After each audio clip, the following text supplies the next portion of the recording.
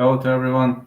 My name is Vladimir Vlad, aka the Bulgarian Cowboy, and now we're talking about the battle that's in works. We don't know whether it will happen or not, but we hope for the best, and I hope this battle will happen because you don't even know how much I want it to happen. This is one of the greatest battles that could ever happen because I love both of these guys, especially Jeremy Lil Hidden Stevens. And this battle, it was kinda on the verge of happening because the two verbally agreed to fight March 7th at UFC 248. But you know that Stevens suffered an undisclosed injury before the battle was finalized. He had to pull out, and now the battle is in works. I mean, this match, it's kind of in works, but I believe it will happen soon, and I would so much want it to happen ASAP. So let's now see what would be the potential prediction for this battle. Well, first of all, let's analyze Calvin Kattar. Calvin Kattar, he competes at UFC featherweight division. He competed at Elite XC. The guy comes from Massachusetts, and he's a blue belt in BJJ with a score of 24. But I don't undermine his great BJJ skills, but he doesn't have many submission victories in his career, and he's finishing the majority of his opponents via brutal TKO or KO. In his first fight, he finished the battle via TKO, just like in the second one. Kevin Roddy was KO'd. And then he was fighting some really strong names, But before joining UFC, he had a tremendous score of 16-2 with one triangle choke win, one guillotine choke win. Others were decisions or it were stoppages. So I pretty much have to say that this guy is pretty much a cardio machine, the way I like to call him. At his UFC career, he had ups and downs, but he was losing from the most dangerous guys in the division.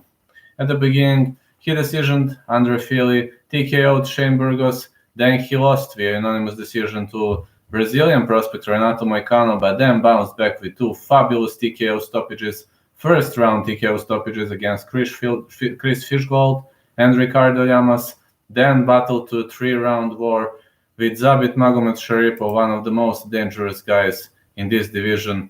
And he just had a score of 24. On the other side, Jeremy Lil Heaton Stevens. Well, this guy is a tough dude from San Diego, California. Purple belt in BJJ, 28-17-1. Well, one would say the guy has a lot of defeats, but no, you're terribly wrong. Because the guy is a devastating finisher with solid submission skills. I mean, he was winning via armbar, via triangle. He was losing via armbar, so he has good knowledge. Even in his first fight, he finished Ted Worthington via KO. And he is just a guy, a real reason why you love this sport so much. Looking back at his UFC run, he is a real veteran of this lovely sport. He debuted on May 26, 27, where he was submitted by Dean Thomas, who finished him via armbar. Then he bounced back with wins over Diego Saraiva, Cole Miller, lost to Spencer Fisher, and even KO'd Rafael Dos Anjos, man. I mean, knocking out Rafael Dos Anjos is a tough battle, tough task, tough assignment, It was a tough road. Then he defeated Justin Buchholz, Sam Stout, Marcus Davis, Danny Downs. He was losing to some really big names like Joe Uzon, Gleison Tebow, Melvin Gillard, Donald Cerrone, Showtime Pettis, Yves Edwards, who knocked him out. But, the best kick of his career happened in, I think, Goiânia, Brazil. After 40 seconds, he head kicked Ronnie Jason, putting him to sleep. Then decision Esteban Payan, Darren Elkins. This dude is amazing. Dennis Bermudez was stopped via TKO flying knee. He also has very spectacular wins over Doho Choi and Josh Emmett, but unfortunately he is on a cold streak at the moment. Since Jose Aldo stopped him via that devastating liver strike, he battled Zabit Magomed Sharipov just to lose to unanimous decision. And he was unlucky in the first match against Yair Rodriguez, because, Yair Rodriguez, I poked him, which led Lil Heaton to non-possibility to continue the match, and unfortunately the match was ruled no contest, and Mexican crowd didn't like that. They were throwing beer and popcorn at fighters who were ushered down the hall. And unfortunately, it was one of the most disgraceful scenes that has ever happened. But Mexican crowd paid to watch Yair Rodriguez. But the match was restarted at UFC on ESPN Reyes versus Widman, which happened on October 8th, 2019. And it was again fight of the night. Yair Rodriguez won via unanimous decision. You must know one thing. When Lil Heaton fights, it's mostly performance of the night or fight of the night. This guy fights until the last dying breath. He has one knockout of the night. Sorry, he has 3 knockout of the nights versus Justin Buchholz, Rafael dos Anjos, and Marcus Davis. And this guy will give everything he has. This is just him. He is ready to brawl. He is ready to die inside the octagon. This is the reason why I'm announcing that this will be an amazing battle, an amazing fight. And both guys are well-rounded. Both guys are having great stand-up skills, followed by a great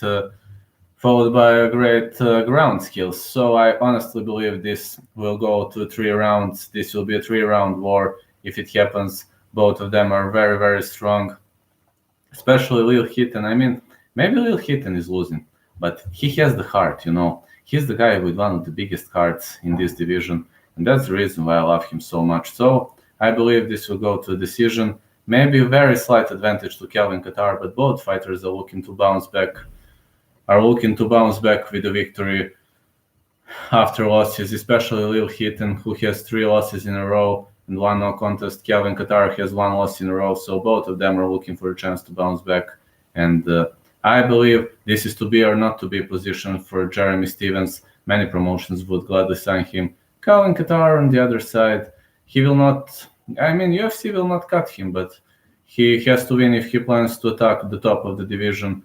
So yeah, this is a must-win situation for Jeremy Stevens, but I'm giving a very, very slight advantage to Calvin Kattar. And please, don't forget to follow me this night.